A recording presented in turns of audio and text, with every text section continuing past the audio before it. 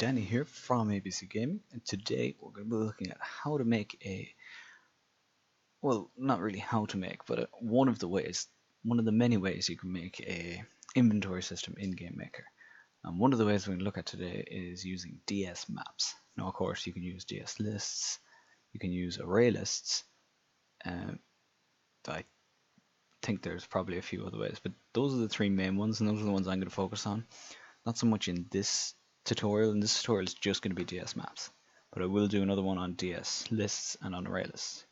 Now, DS maps are a little bit more different than other ones, and the other one's a little bit more dynamic. Maybe not so much useful for inventories, but they're great for storing different types of information.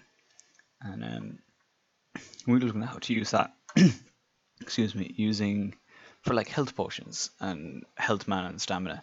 Say no, this is like a platformer game where you have, or maybe not even platformer game, an RPG game where you always have health mana and stamina potions, and you just want to be able to quickly and efficiently be able to take away values and add values of how much mana potions and stamina potions you have. So as you can see, I got 3 sprites. Just a mana. It's just basically a really crappy bottle with a really terrible lens glare on it, or light glare, or whatever you call it, on the glass, on the 3 of these. And then I've got an object called obj_inv, no sprite, and then a health potion with just SPR health potion. So we just quickly jump into the obj inventory, go into the create event. We are just going to create our list, our map, which is just going to be global.inv is equal to ds map. Create. Very similar to ds lists. Now, to add values to ds map, a little bit different to lists, you have 3 arguments. You have an ID, which is just the name of the list that I've just created, which is global.inv. The second one is the key, which is like an ID. So we're just going to name it health potion. Now you can sort of combine lists and DS maps together. We show you how to do that as well in another tutorial. So what this bit of code means is that I want to add somewhere with the value of 2 to this particular ID, health potion, into the DS map. Now the only thing with DS maps as opposed to DS lists is that it does not, I'm just going to copy and paste this quickly, or not, I'm just going to type this out quickly.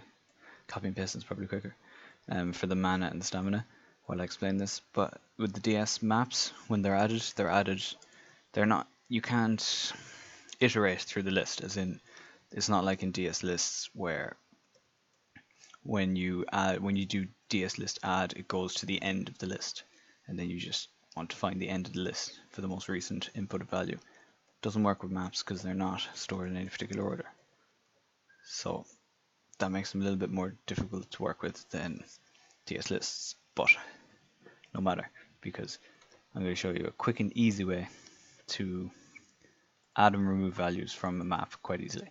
So as you can see, all I've done here is health potion, mana potion, stamina potion, all equal to 2. Done. That's all we need to do in there. Now into the draw event, we're just going to draw these variables quickly so we can track whether the code works or not. You can just do this very quickly. I'm only going to do it for the health potion for the minute. So X and Y. The first string will just be health potion. And then we'll add on a string. This is a converter of a string, so because the value that we're going to get back here from this script, or this function, is going to be a int. So global.inv, and then you just have to put in the key. So the key here is health potion. So that means it will go through the DS map and find health potion ID, and then return the value that we set it, which is 2. So it should draw health potion and then 2. So let's quickly, oh, I've already put those in. That's okay, because I'm not going to do anything for the minute. But what should happen when we run this is we should very easily. Now this can be used actually for like an RTS where you have like gold, like resources, and they're always up at the top of the screen. You can store them in a DS map, and they store a lot quicker. As you can see, health potion 2. Perfect. Now, yes, the next bit is the click. So I want to do in the mouse left pressed event. Oh wait, no, first, to make this easier for the script, and to make it easier when you're creating objects, I would recommend for this, you can just go into the create event for this particular example and type is equal to health potion and have that be the same format as the key that you gave it in the DS map. You'll see why in a minute, because what we're going to do here is one line of code in order to, this is when left pressed, so when you press on the potion, all you have to do is execute this script, which will just add it to the inventory. And there's no checking of what type it is and adding it to that particular thing, because all you have to do is, oh, I just skipped over something and I put that in the step event as well. Left pressed, see here, script execute, and argument 0 is type. Type is set to, as you saw here, the string health potion. So that will send that string health potion into this script. If you don't really understand how like passing arguments into scripts works, then just try and follow along because it's quite simple. I'll try and explain it here. So argument 0, that's the first argument because it starts at 0, 1, 2, 3, and so on. So argument 0, it was type. Now I'll put type 2 here so I don't confuse you. So this is a completely separate variable. This could be equal to anything. I could just equal it to ERE if I wanted to. It doesn't really matter. What I'm going to equal it to is argument 0. That means is that it'll be set to whatever variable. When this line of code, it will always look for an argument now, no matter what. So if you don't put an argument in here and you try to run the script, it will not work. But whatever variable you put in, I could just put in ERE, and then in here, type 2 will be equal to ERE, because that is the argument that we've passed in. But for the moment, the argument that we passed in is the type. So that has gotten the type of potion that it is, and it sends it to here. So now it knows what type of potion this is. And now I can just do another variable called temp. That's going to be equal to ds map find value. We want to find the value of the type that we want to add, which is the key is type 2. So now temp will now be equal to 2 because that is the value, that is what health potion is at the minute. It's equal to 2. And then you want to do, because with dsmap, when you do dsmap add, if the key already exists, it doesn't do anything, or it will override it. So you have to do, not add, sorry, replace. So we've gotten the old value of the dsmap, of the health potion, how many there was, which was 2. And now we want to do the key, which is type 2, health potion, and temp plus 1. So now, oh, and you also, because this is only going to be running for the objects of the potions and stuff, when you collect it, you don't want the item to be there anymore. Or maybe you do. I don't know. But if you don't want it to be there, put instance destroy. And then when we left click, it should destroy. And it should go into our inventory. Boom. There we go. Fairly simple. And removing them, for example, when you use it, a health potion, removing from the thing, from the DS map is just as easy. It's pretty much the exact same thing, but we have to do something really quickly. If keyboard, now remember when you do keyboard check, if you're doing ORD, like originally I did it, whoops, ORD, this is for, ORD is for when you want to do like letters, like H is what I'm going to do. If you just did that, and we did script execute scr imv delete, and then we have to put in the actual ID this time, health potion because it's a hotbar, like a hotkey. It's a health potion.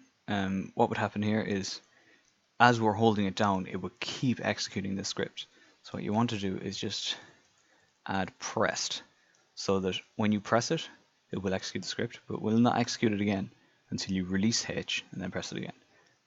Now, another thing we have to do is we have to set a condition. But first, we have to get the actual value of the. We want to find what the value of the, or how many health potions you have at the moment. You only want to execute it if they actually have a health potion to give. So we'll do ds map find value global.inv, which is the ID of the map, and the key is health potion. You could probably set a little variable in here because you have to type it twice. You could probably set a little variable within here that sets like type equal to health potion. So you could just put type here and here instead of health potion every time. Doesn't matter. But all you want to do is if temp is greater than 0. So when you press H, if there's a health potion, script execute, delete health potion. And also you could have a script execute for, you could also just do health plus 10 but we don't have any of that in, but you can just stick it in there. So now we'll only run the script if you have a health potion.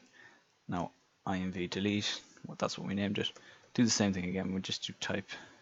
Well, there's no type this time, is there? I don't think I put in a, oh I did. I do the same thing again, sorry. Type 2 is equal to argument 0, and then temp is equal to, same way as before, exactly the same way. If you want, you can just go in and copy and paste it, but I'm not going to bother, I'm just going to type it out again. I recommend typing things out like this again and again when you're practicing, because that way you start to learn it off by heart a little bit better, so you don't have to keep checking how to do things. And type 2, so now same again, and then ds map replace, put in the ID, the key, which is type 2, and then the value is temp -1, and then no instance destroy this time because it's not an object. It's not like the health potion that's been running. It's being called from the obj.inv, and if you delete the obj.inv, then you lose everything, including the map, and just terrible idea. So as you can see, increase, press H, decreases, and it doesn't go below 0. So that's it for this video. There will be another one on DS lists and arrays, and more complex ways to combine DS lists and DS maps, and another way to do DS maps with more complicated inventory systems. But that's all for now. If you found this helpful at all, give the video a like and subscribe for information on more videos, and I shall see you soon.